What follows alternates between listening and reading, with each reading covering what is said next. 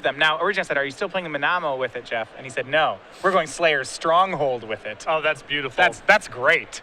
Ojutai with Vigilance, that's darling. So this is, yeah, a Jeskai control deck. It's essentially blue-white, splashing a couple of the premium red cards. 2 copies of Think Twice in here as well. And 1 copy of Ajani Vengeance. So breaking this down, Jeff on his side of the board has 6 lands in play and a Vendilion Click. He's at 21. Jadine on Grixis Twin has a larger set of lands. She has 8, as well as a Jade's Architect of Thought in the graveyard. But it looks like a full grip on her side. 4 cards rather, appear to be on Jeff's. And I believe, as Jeff as often likes to do, I believe he's on the Blood Moon. He may... No, it appears to be Blood Moon. Okay, Blood Moon free. He's on playing a lot of non-basics here. He has 4 copies of Celestial Colonnade, so he's a blue-white splash red control deck. Appears to have no copies of Blood Moon in the 75. Did ask him whether or not he was going to run any Cavern of Souls for that Ojutai. Instead has gone with Desolate Lighthouse as his second colorless land. Jadine will cast Serum Visions. Jeff has become one of the louder advocates for the modern format. Really got a little disillusioned with Legacy towards the end of the 2013 or middle of 2014 season. Has played a lot of Modern in the IQs. Was rewarded with a top 8 performance in Baltimore earlier this year in a very, very large open tournament, and really enjoys playing this format.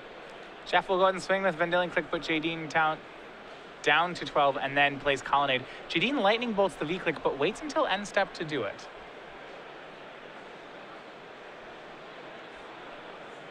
Not a big risk of getting burned out here, and these games are so much about mana efficiency and just timing things at the right time. Yeah, you see as Jadine starts to attack with Deceiver Exarch. Both players, Jeff sitting on a Lightning Bolt, both players with many cards. We'll see when he decides to start shooting with Colonnade. Well, this is some of the pressure that Twin puts you under. I mean, you see he has a Colonnade, he has Keranos in hand, but tapping out is just so likely to result in Jeff dying that he's got to play this sort of awkward game. Well, he'll go aggressive here. It's going to be Celestial Colonnade activated into a 4/4. We'll see what Jadine's response is. She may just tap it down, and it's going to be Kolaghan's Command. She's going to, looks like, get back a Pestermite. See the other mode, maybe 2 damage to the Colonnade. And this is just such a big mana investment from Jeff, and this is where Twin gets its edge. I mean, it's hard to play an efficient game with 5 mana cards you're trying to put into play when you're threatening to kill at a moment's notice. So she's actually going to get back Pestermite. It was actually discard a card and bring back Pestermite, so not trying to kill the Colonnade, just wants to tap it. So she brings back Pestermite, then casts Pestermite, tapping the Colonnade.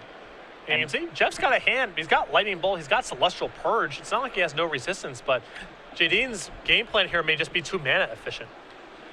And with only 2 mana up, there is some pressure that Jadine could twin combo. I don't know how many copies she's actually kept in of the enchantment, but Jeff low on mana after going for that Colonnade. And the draw for Jadine is big. It looks like it's a copy of Keranos, God of the Storms.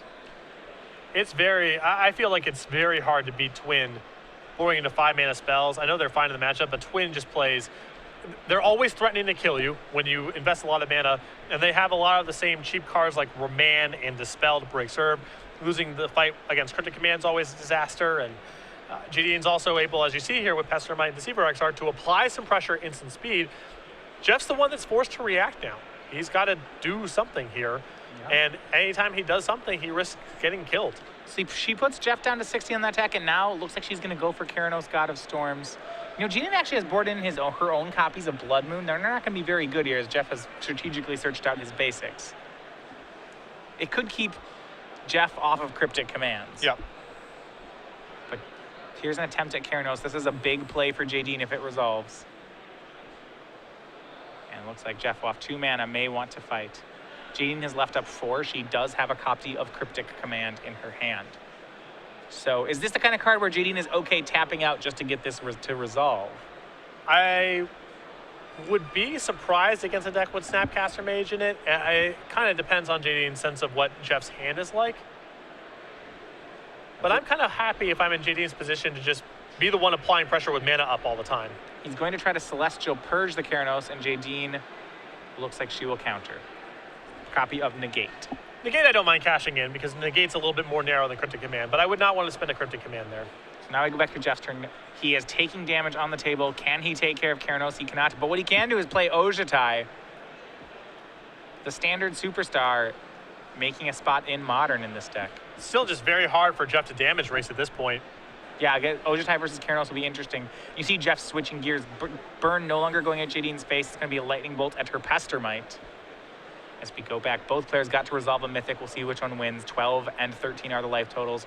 Jadine flips Desolate Lighthouse off Keranos. She'll get to draw that one for free. Gets another card. It's Serum Visions. Full grip here. Lighthouse, a great draw. It lets her discard that Blood Moon if she wants to. She's all got Cryptic Command plus Snapcaster Mage, so a lot of control over this Dragon Lord Ojutai. A lot of control over everything, honestly. Remember, Jeff does have a copy of Slayer's Stronghold, as you mentioned, in his deck, however. If it's in his hand, Jadine has very limited methods of interaction. Yeah, it becomes a lot more challenging at that point. She can tap his team, and that's about it. But even that's not too shabby. Jadine's got inevitability on her side in a big way right now with Keranos in play. And it looks like she's going to go ahead and go for the Blood Moon here. And I actually really like this. Feeling like she has the upper hand with Keranos, this will take a lot of Jeff's blue mana away, will take away his Slayer's Stronghold. Well, on top of that, when Jadine's got Snapcaster Mage plus Cryptic Command, a lot of pressure is on Jeff to have a lot of blue mana to be able to win Counter Wars. He's now down to 2 blue mana. And so it's just very hard for him to be able to counter twice or have a good sequence involving Snapcaster Mage. Here comes Ojutai. Jadine's going to make a play now that doesn't have Hexproof. It's going to be Cryptic Command. Bounce draw were the modes. Jeff's just going to let that one happen. He had a copy of Mana Leak in hand, but that's no good. And just recast Ojutai. 3 mana up, so that's not going to get leaked. Jadine has 3 up. She can't Cryptic it. Ojutai still seems to be a problem for her here. I think that Jadine still has an edge here. She's got a big mana advantage. She's got a big blue mana advantage. And Keranos in play is awesome as well. Dragon Lord Ojutai is annoying for Jadine to actually remove from the table permanently, but she has a lot of sort of ways to sidestep it and allow Keranos to squeeze the game out. Let's see if she can do just that. Ojutai on the stack. Does she want to make a play? It will be Snapcaster Mage that from her, but that will get mana leaked. So Jeff tapped out. Yeah, shields are on down. Jadine's turn. Here's Keranos. It'll show Grim Lavamancer. 3 damage upstairs to Jeff. He goes down to 10.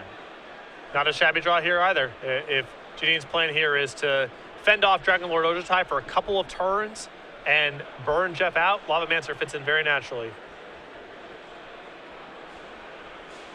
Here's 4 mana. It's a second copy of Jace, Architect of Thought. And Jadine also might be close to just fulfilling the devotion requirement for Keranos. That is true. So Jace is 2, Keranos is 2. She's 1 away. If she plays a Grim Lavamancer, that will activate it, won't it? She looks at Jeff's hand. It's Arid Mesa. Wow, you're right. Not something I thought I would see happen, but It's just so rare to see this card you forget that it can do that. And here's actually Jace get turned plussing. on, yeah. Here's Grim Lavamancer. And yeah, Jadine's going to, yep, shows she has 7. And here comes Keranos. It's going to swing in and actually a sizable buy. That guy's a 6/5 once you get to fill the requirements for him. And now Jadine still with a Grim Lavamancer in play and a Keranos threatening to just win by burn next turn. So Ojutai swings at Jadine. Jace trigger happens, so Jadine only takes 4. She goes down to 7. Ojutai will look at 3 cards.